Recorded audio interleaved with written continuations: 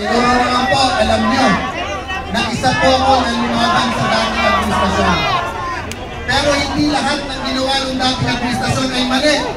Halimbawa po, ang North Rail ay tamang proyekto ng Arroyo government.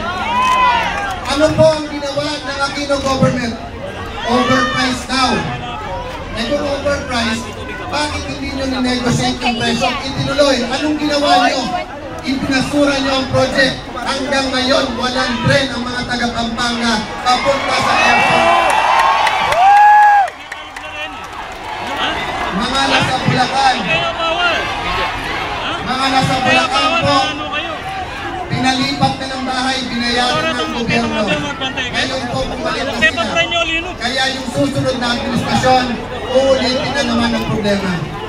Pero may nagsabi sa akin dito, Sir, bakit gagawa pa kayo ng tren na pumunta pa kami? Pumunta pa kami ng Naiya. Nandito naman ang Clark, gawin yung National Airport ang Clark. Ang sabi po sa akin ni Mayor Duterte, alam, hindi sapat na gawin natin National Airport ang Clark. Ang DOTC, inilipat natin dito sa Pampanga, dito natin ilalagay sa Clark. Mga kasama, nandito rin po si Dante Liban, ang Congressista Outstanding na gagawin natin Senador. Nandito po ang ating pong Outstanding Secretary ng PLG, Rafael Alunan. Nandito po ang lumaban sa DAP, isang kapatid sa Cristano, ang ating gagawin Senador Belica.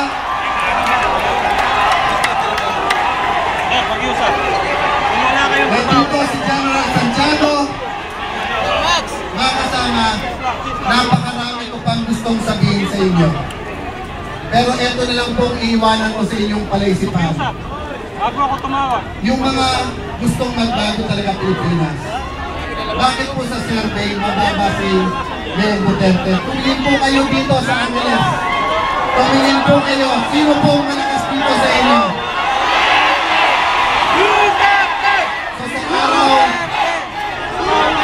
Araw ng halalan.